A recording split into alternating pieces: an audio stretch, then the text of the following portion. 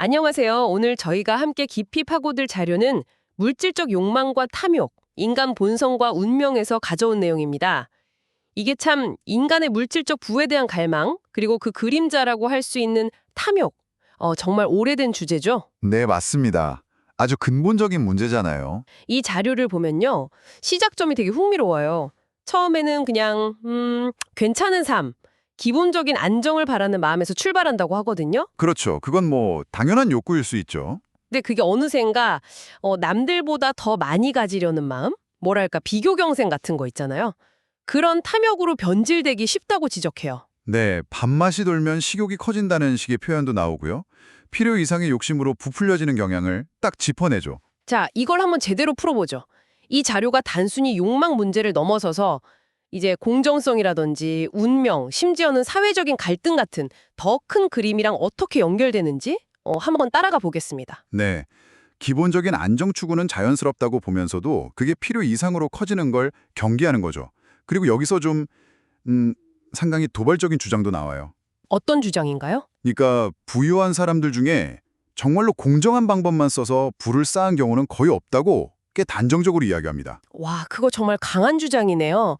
그냥 많이 갖고 싶다는 마음을 넘어서서 이 탐욕이 구체적으로 어떤 행동으로 이어진다고 보나요? 네, 그 점도 분명히 하는데요. 이게 그냥 욕심에서 그치는 게 아니라 뭐 사기나 부정한 계략, 심지어 절도, 폭력적인 범죄로까지 이어진다고 지적합니다. 아, 그러니까 통제되지 않은 욕망이 개인과 사회에 끼치는 해악을 보여주는 거군요. 생각보다 훨씬 어두운 면으로 연결될 수 있다는 거네요. 그렇죠.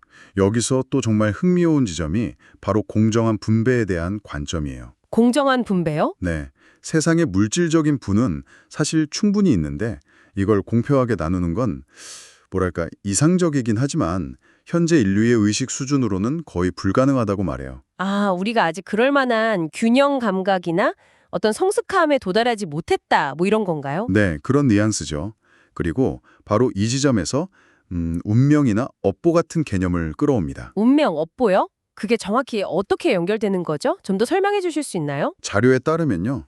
이런 부의 불균형 상태나 특히 부를 쌓는 과정에서 뭐 다른 사람을 착취한다거나 하는 부정적인 행동들 있잖아요. 네네. 그런 것들이 그냥 넘어가지 않는다는 거예요. 일종의 우주적인 균형 원리처럼 결국에는 그에 상응하는 결과, 그러니까 대가를 치르게 된다는 거죠. 아하. 이게 바로 운명이나 업보가 작용하는 방식이라고 설명을 해요.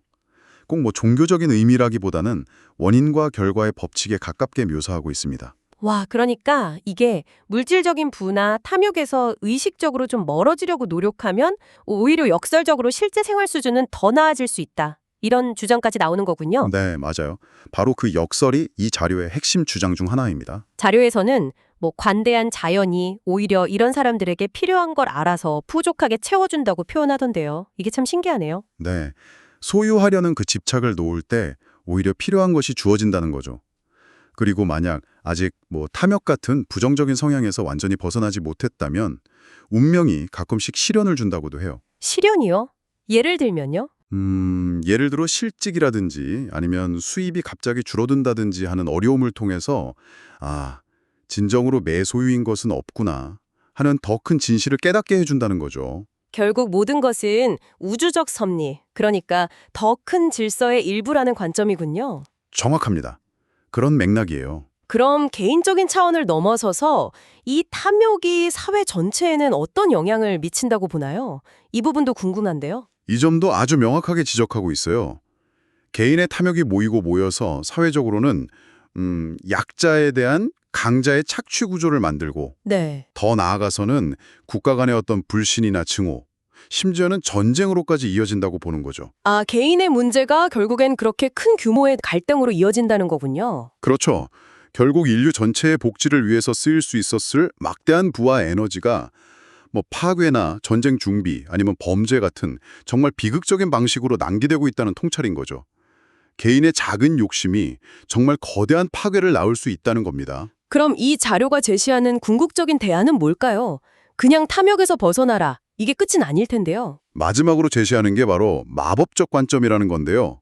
여기서 마법이라는 게 뭐 초자연적인 힘을 말하는 건 아니고요. 아, 그런 건 아니고요. 네, 의식의 전환을 의미하는 것에 가까워요.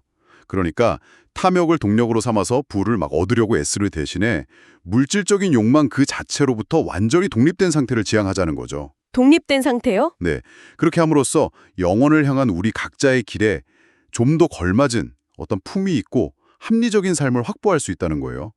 물질에 대한 갈망을 뭐랄까 더 높은 영적인 목표나 이상에 대한 의식적인 열망으로 대체하자는 제안입니다.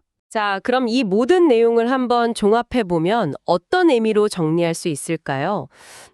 기본적인 안정에 대한 자연스러운 욕구와 그것이 언제든 변질될 수 있는 과도한 탐욕의 위험성 사이의 어떤 아슬아슬한 줄타기, 그리고 이 자료가 제시하는 물질로부터의 초련함, 운명, 그리고 마법적 관점이라는 상당히 독특한 해법까지 짚어봤습니다. 네, 그렇습니다.